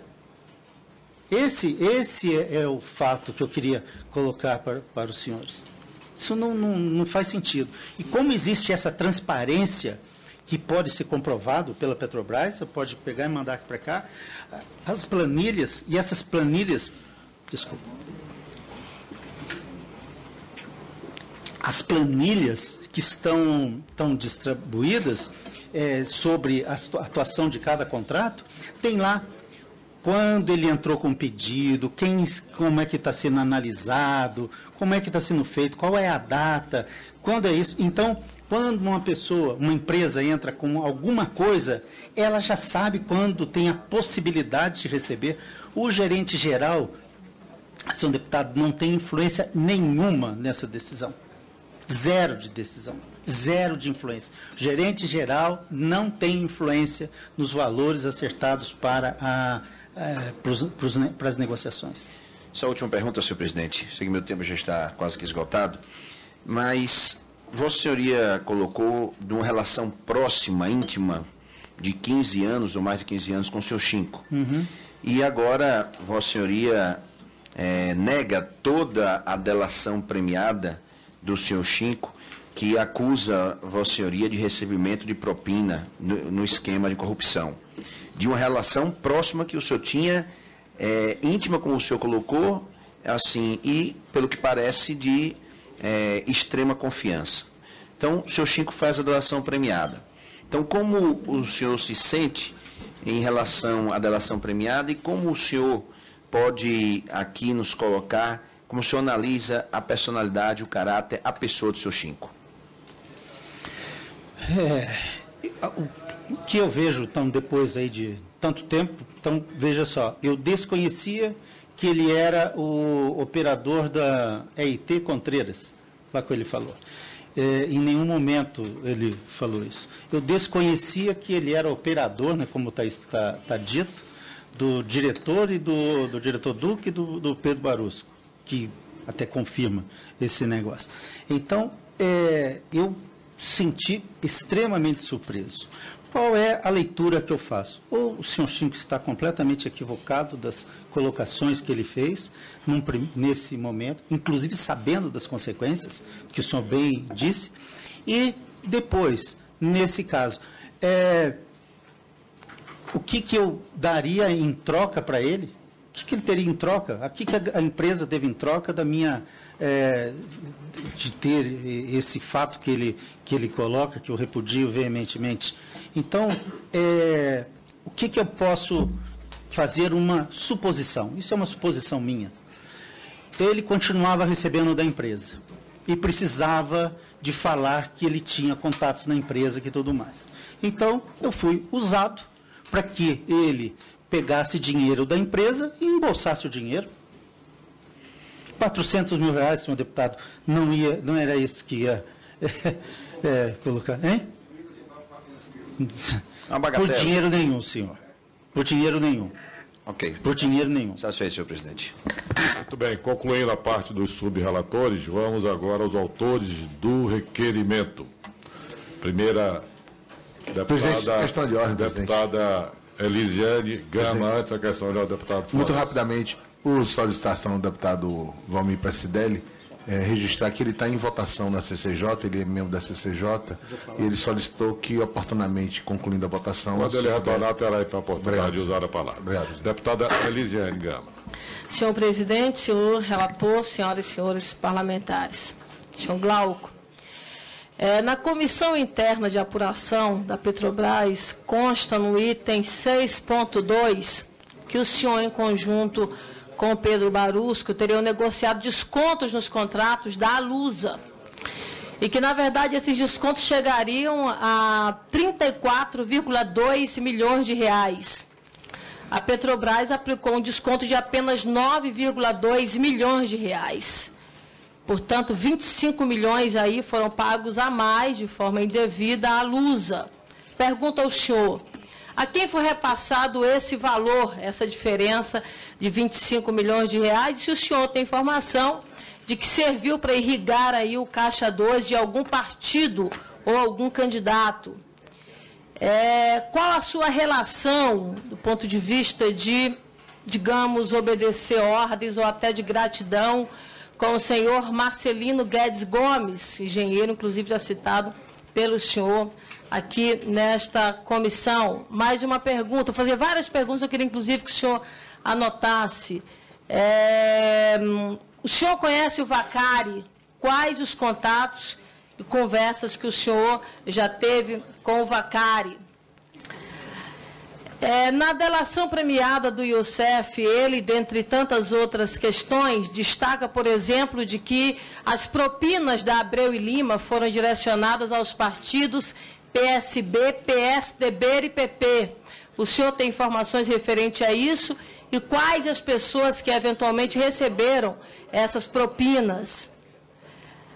O senhor acha que foi um calote, entende que tenha sido calote a saída da Venezuela na parceria para a construção da Abreu e Lima? O senhor saiu, no momento da gerência da Petrobras, logo após a sindicância que foi feita, inclusive, para investigar casos de corrupção na própria Petrobras. Dentre eles, aí, houve a sua saída, a saída da Avenina, e a saída da Avenina, inclusive, ela afirmou que se sentiu injustiçada pelo desfecho dos fatos.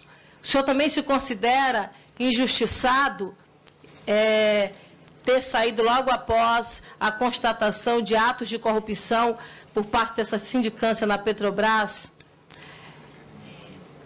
E ainda, o senhor fez recentemente doação de alguns bens seus? Se fez, a quem fez? A parentes ou familiares?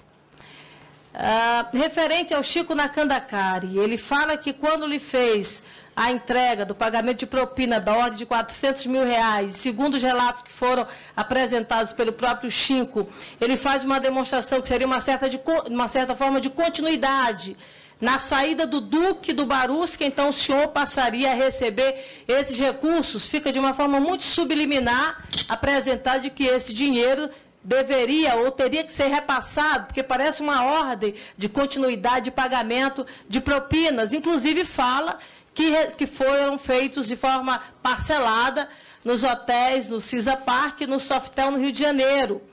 O senhor afirma categoricamente que não recebeu esse dinheiro. Eu pergunto ao senhor, o senhor teve encontro com ele nesse Hotel Softel? Chegou a ter realmente esses encontros nesse hotel, como ele fala na delação premiada? Inclusive, já colocando e já encaminhando, presidente, um pedido nosso das imagens desse hotel para realmente checar a constatação do circuito interno, naturalmente deve ter nesse hotel, da presença ou não do Chico Nakandakari com o senhor Glauco nesse hotel. E, por final, deixa eu ver se eu tenho mais aqui alguma pergunta das minhas anotações. E, por fim, eu queria fazer uma colocação ao senhor. O senhor afirma aqui com toda convicção, pelo menos tentando passar a todos nós, de que não houve pagamento de propina, de que não houve superfaturamento. Ao mesmo tempo que o senhor afirma que não houve superfaturamento, o senhor afirma que os projetos não foram errados, foram feitos obedecendo todos os critérios normativos da empresa. E, ao mesmo tempo, nós sabemos que a refinaria Abreu e Lima foi uma das mais caras, não foi do Brasil, foi do mundo. Números exorbitantes, que todos nós temos conhecimento. E o senhor vem e fala com toda exatidão. Números que começaram de 2 bi e 400 para chegar a quase 20 bilhões nessa construção da refinaria na Abreu e Lima. Aliás, ao longo do processo, inclusive afirmados, TCU, inclusive, chegou a denunciar em 2009, de que havia, na verdade, já a possibilidade, inclusive, de superfaturamento com mais de 151 aditivos. E aí o senhor coloca de uma forma muito clara, técnico, como o senhor realmente é, mas o senhor subestima a nossa capacidade de raciocínio, senhor Glauco.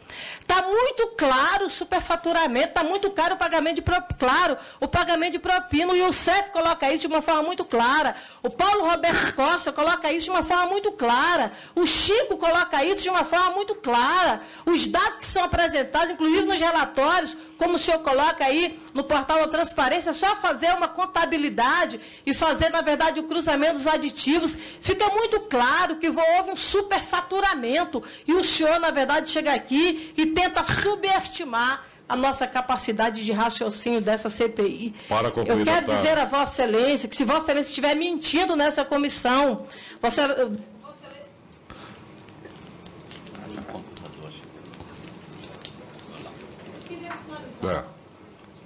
Um minuto, 30 segundos eu finalizo. Queria dizer a Vossa Senhoria que é muito fácil pegar as suas palavras na mentira, porque o senhor está aqui sob juramento de não mentir como testemunha. E isso será a partir dos encaminhamentos que nós faremos logo que for necessário, inclusive com o pedido de acariação entre o senhor e o Chico Nakandakari, que coloca com muita exatidão de o senhor ter recebido essas propinas. Vou aguardar aí, portanto, as respostas. Bem, senhora deputada, o primeiro caso é a questão da Lusa, e no relatório da Comissão Interna de Apuração, eu até tentei falar um pouquinho antes aqui, nesse item, que é o item 6.2. A Lusa apresentou, sim, uma proposta de redução de custos, dividido em 3 itens, para fazer o seu projeto. O que ocorreu naquela época foi que nós estávamos projetando a refinaria. Naquele momento, o orçamento aprovado da refinaria era de 4 bilhões de dólares, 4,09. Só que nós, como eu falei com o relator antes, aqui desde 2007, que a refinaria, desde antes de mim estar lá, ela estava sendo trabalhada na fase do chamado FEL 3, ou fase 3, que é aquela fase em que é aprovado o seu investimento. E aí o projeto vai criando algumas características e dessas características ele vai dar. Então o projeto valia os seus 13 bilhões de dólares e não os 4 bilhões. Naquela concepção original, para se ter, vou colocar assim alguns dados do projeto técnico, que era no caso da CAFOR, o que se imaginava inicialmente era colocar geração de 120 megawatts através de 3 máquinas de 40 megawatts. Compressores de ar, 4 máquinas de 7.500. Transformadores de energia de entrada, 3 de 50 MVA. Não estava previsto subestações ilhas, que são 4 subestações que foram colocadas no meio do projeto para levar a energia em alta tensão até próximo das grandes unidades. Nem uma subestação GIS, que é uma subestação que ela é totalmente, reduzida de tamanho, feito com gás inerte pressurizado, de modo que ela possa ser reduzida. É uma subestação GIS extremamente complexa. E transformadores, diversos transformadores, não tinha nenhum no primeiro projeto. Quando nós licitamos com o projeto básico, nós já tínhamos, era exatamente outra configuração. 4 de 50 megawatts, 4 subestações ilhas e suas interligações, que ficava cerca de 1,5 km, em torno de 1 km, na média, entre a subestação principal, a geração de energia, até essas subestações ilhas. Os compressores, ao invés de 4, viraram 5 de capacidade maior. Os transformadores, ao invés de 3 de 50, viraram 2 de 100. E uma subestação GIS e uma quantidade enorme de transformadores, que antes não tinha nada, virou 12. Então, o projeto que foi licitado foi completamente diferente do projeto daquele original. O que a Petrobras, aí nós já tínhamos feito a licitação, a empresa já tinha ganho, e a área do abastecimento falou assim, olha, temos que tomar medidas de redução de custo do projeto. E quais seriam as mudanças que seriam feitas? Falou assim, olha, vamos fazer algum estudo, primeiro, de comprar parte da energia do sistema externo, ao invés de gerar sua energia e comprar a energia. Então, tirou uma das máquinas. Quando tira uma máquina, você reduz o projeto, simplifica o projeto como um todo, e aí vai ficar. Bem, o que a Petrobras fez nesse caso? Falou assim, olha, negociamos com a empresa Alusa, que ela deveria fazer quanto custaria, uma vez que a gente assine o contrato, que a gente reduza essa máquina, que eu não instale o quarto compressor. Isso foi feito antes de assinar o contrato. Por quê? Porque uma vez o contrato assinado, essa negociação seria muito mais difícil. Antes de assinar o contrato, você tem ainda uma pressão em cima da empresa para reduzir esse custo. O custo estimado, depois de muito trabalho, estava em 15 milhões de reais. Um outro item foi com relação a... estou sem a carta da luz aqui, mas ela tinha um valor que representava cerca de 13 milhões de reais, que era referente a se a Petrobras mudasse as condições de pagamento. Olha só, ao invés de... A Petrobras paga com 30 dias, mede no dia 25 de um mês e recebe no dia 25 do mês seguinte. E ela falou assim, olha, você me paga a cada 15 dias. Dê um down payment ou um pagamento antecipado de tantos % do contrato. E colocou algumas condições que nós, naquele momento, falamos assim, olha, para acertar essas condições, não pode, tem que cancelar o processo. Cancela o processo, pois. E outra, a Petrobras não ia mudar todo o sistema que ela paga para todas as empresas conosco, justamente por conta desse contrato. Então, isso não foi aceito.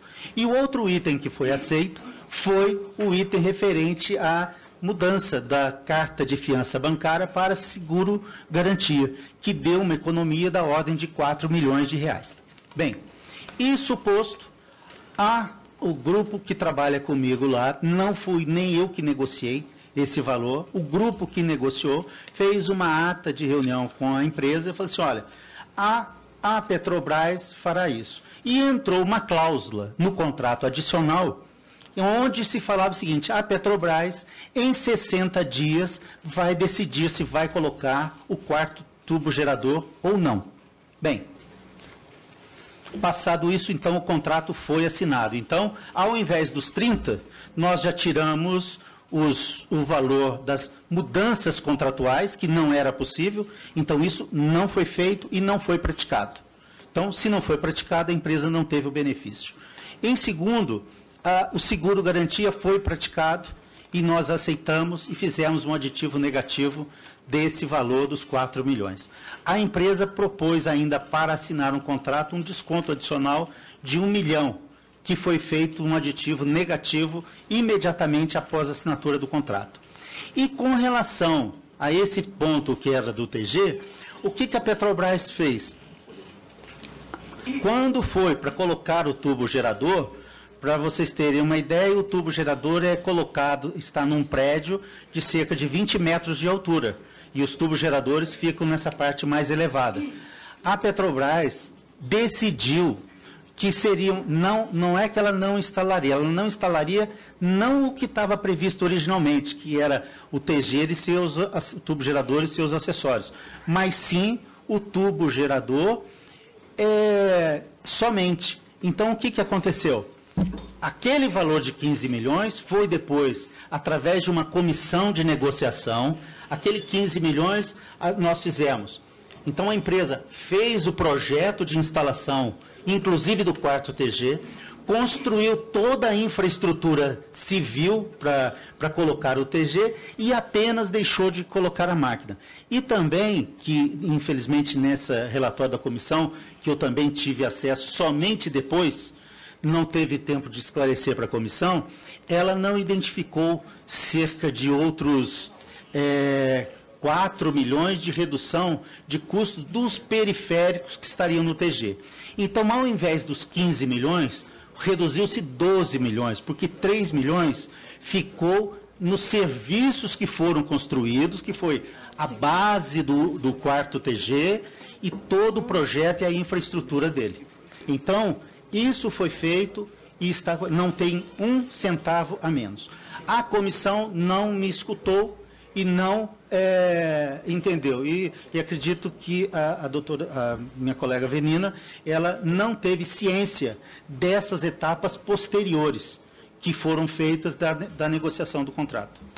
Na verdade, a comissão, e eu estou aqui inclusive com a cópia desse relatório, fala que essa foi uma prática totalmente contrária aos padrões normativos internos da própria Petrobras. É o que a comissão, na verdade, afirma já, que inclusive há, nas informações que constam do relatório, o inverso do que o senhor está colocando, que, na verdade, tudo que tinha sido anteriormente protocolado havia sido cumprido. E que essas novas tratativas sequer foram comunicadas à diretoria da Petrobras. Muito bem, deputada. Já esgotou o tempo de Vossa Excelência. Mas ainda tem várias perguntas, presidente, para responder. Eu sei, mas ele então vai responder. Tá. Vossa Excelência era feita das perguntas. Bem, a minha relação, então, eu já fiz um outro documento questionando todos esses pontos aí da comissão, como eu acho que vários deles. O outro, a relação com o Marcelino, o doutor Marcelino era o presidente da refinaria, eu atuava para dentro da refinaria e ele tinha as relações institucionais da refinaria. Ele indicou o senhor? Não. Não. O senhor foi vice-presidente dele? Não, não fui vice-presidente. Meu cargo era gerente geral de outra área. O doutor Marcelino é da área do abastecimento e eu sou da área da engenharia. É outro órgão da Petrobras. Não conheço o senhor Vacari, nunca estive com ele. Não conheço o senhor Youssef, nunca estive com ele. Desculpe que a pergunta do calote eu não notei. Da participação da Venezuela, que acabou saindo depois? Não teve. A saída da Venezuela acabou não impactando, eu acho que até já falei isso anteriormente. Não impactou? O projeto da refinaria, não, porque a refinaria já eram 2 trens para produzir petróleo pesado, pode processar em um trem como no outro. O petróleo da Venezuela é um petróleo semelhante ao petróleo de Marlim. A diferença do petróleo do venezuelano para o nosso é que o petróleo da Venezuela tinha muito enxofre. E se nós recebêssemos o petróleo da Venezuela, teria que construir uma unidade, que é a unidade de recuperação de enxofre. Como não veio esse projeto, essa unidade não foi construída. Então, esse é o ponto. A respeito da minha saída, eu acho que, como todos os outros que saíram, em função do processo, eu acho que no primeiro momento, eu posso até ter sentido injustiçado por estar saindo naquele momento, que na semana seguinte a refinaria entrar em produção. E a informação que eu tinha era que até o meio-dia desse relatório ser apresentado na direção da empresa, não tinha nenhuma penalidade para ninguém da Renest. Todos os que estão citados aí, que são da engenharia da Renest, que sou eu e mais 3 colegas que estão aí, não teria nenhuma penalidade. Meio-dia. Às 3 horas da tarde eu recebi um telefonema falando, olha, alterou tudo e nós vamos destituir as pessoas que estão no seu cargo. Foi uma decisão estritamente gerencial, porque todas as decisões, a senhora pode ver no último item lá, que é o 6.5, que isso aqui é só uma questão formal da coisa. Então, não tem nada disso. Não fiz nenhuma doação de bens para ninguém. Eu tive, sim, os encontros com o seu Chico, porque ele era o meu amigo. Nesses hotéis? Nesses hotéis, porque ele ficava hospedado no hotel. E muitas vezes eu tinha, quando ele vinha para cá, o aniversário dele era no dia 23 de setembro, meu aniversário é dia 8 de outubro. O senhor se sente traído por ele? Eu não vou dizer que me sinto traído, mas existe uma frase que diz o seguinte, só pode dar uma facada nas costas da pessoa aquela pessoa que pode te abraçar. Então... mas ele lhe abraçava antes, era seu amigo. O senhor Chico, que eu considerava como um amigo, usou da minha boa-fé, da minha amizade para fazer esse tipo de coisa. E a gente aprende a subestimar melhor. O senhor recorda a última vez que o senhor encontrou com ele? Deputada Elisiane, Vossa Excelência já usou bastante o tempo, já foi extremamente tolerante. Presidente. Vamos concluir. Acredito que tenha sido em agosto, eu não tenho certeza da data que eu encontrei com ele, porque eu tive muito em Recife no ano passado, eu participei, fiquei praticamente o tempo todo lá em Recife. Bem, presidente, uma questão de ordem. Uma questão de ordem. Presidente, todas as vezes, antes de iniciar os trabalhos da CPI, Vossa Excelência está assumindo a presidência agora, mas o presidente Hugo faz questão de destacar a necessidade de réplica e tréplica. E isso, na verdade, não está ocorrendo.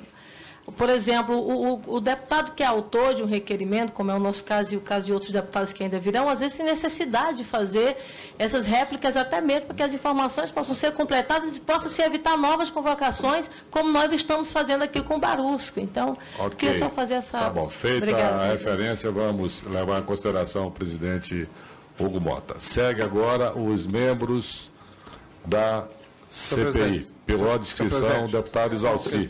Questão de ordem só.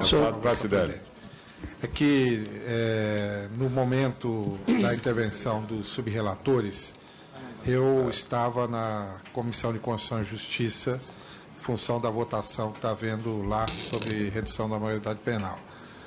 Fui informado agora que houve uma questão de ordem na ocasião e Vossa Excelência disse que permitiria que a gente pudesse se utilizar aqui do tempo de pergunta. Então, eu faço questão de ordem exatamente nesse sentido. A possibilidade de utilizar agora como subrelator? Normalmente é no final. Vossa Excelência vai usar da palavra, mas como já concedi aqui para o Isalci, um pouquinho de paciência. Depois do Isalci, então Vossa Excelência usará da palavra como subrelator. Aos tempos de líderes. Senhor presidente, eu posso ir falando depois, Vossa Excelência vamos seguir depois. Senhor presidente, eu quero lembrar ao depoente, primeiro, não sei se ele tomou conhecimento, que a Justiça acabou de homologar o acordo de delação premiada do engenheiro, senhor, ontem. E nessa oportunidade, aliás, antes dessa data, ele fez um complemento ao depoimento e entrou nos detalhes.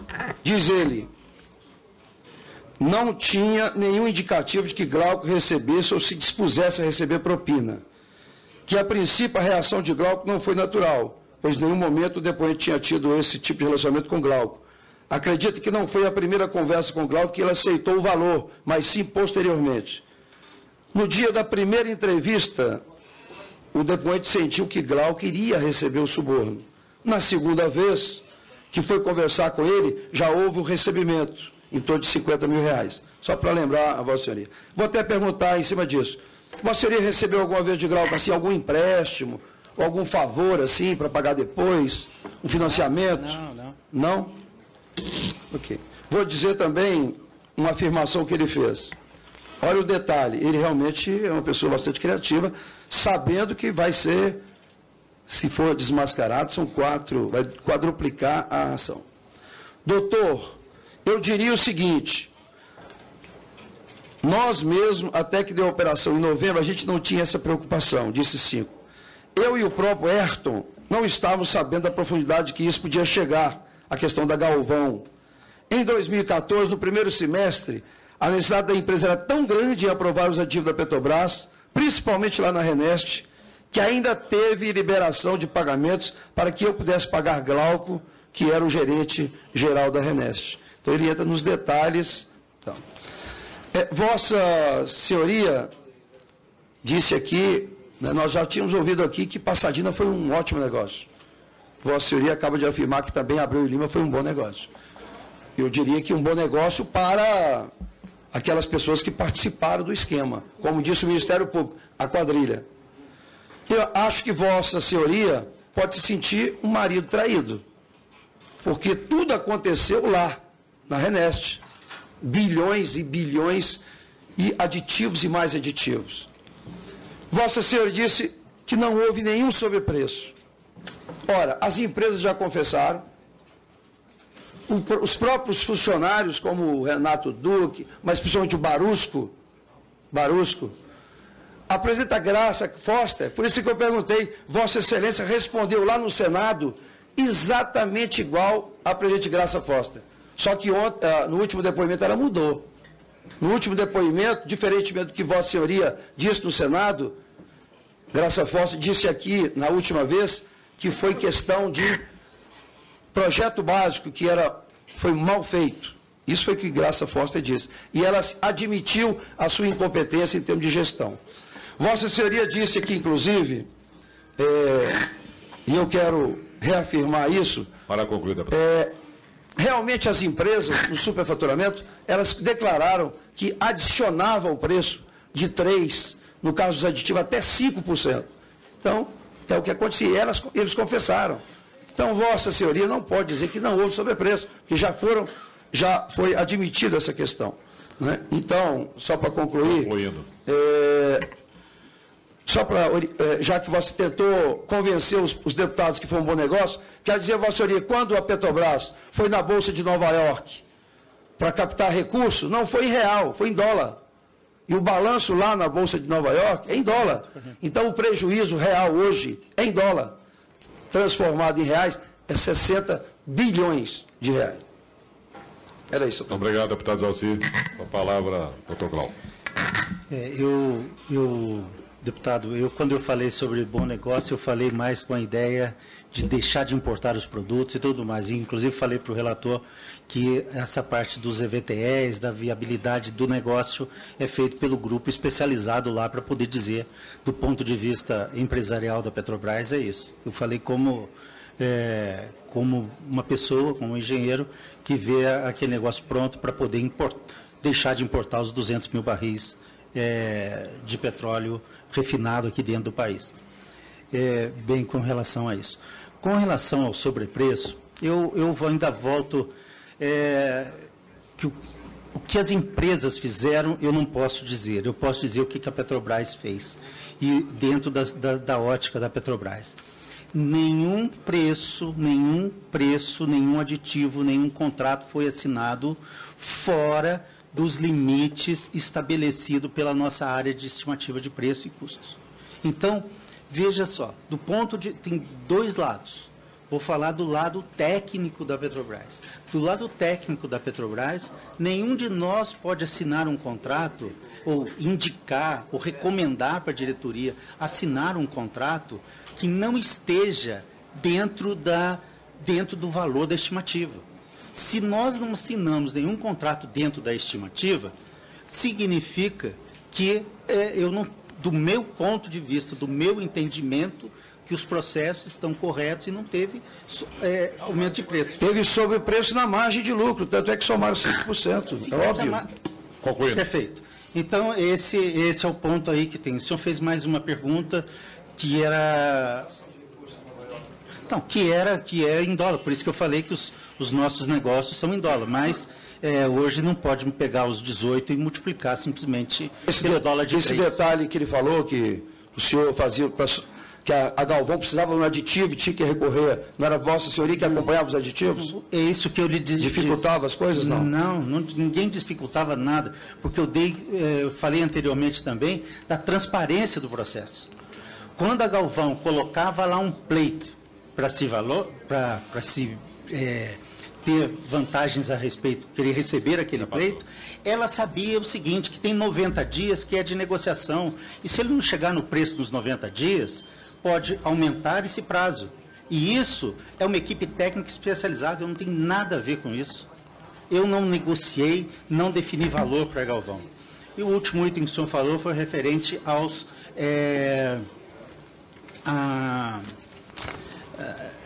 não é aditivo, não. Você falou um outro tema ainda, que me fugiu aqui, que eu não anotei. Desculpe aí. Se você da margem? Não da margem. Nessa amizade que o senhor teve, não pegou dinheiro nenhum com o Deputado Zalci, Vossa Excelência já usou bastante tempo. Vamos passar agora a palavra para o subrelator Pracidelli, que estava aqui presente no momento, estava na CCJ, cumprindo outras atribuições. Vossa Excelência tem 10 minutos. Em seguida, vamos começar a utilizar o tempo de líderes, ouvindo o primeiro inscrito, o deputado Mendonça Filho. Senhor presidente, primeiro eu queria agradecer a compreensão, todos os deputados sabem, e alguns daqui também estiveram lá na Comissão de Constituição e Justiça.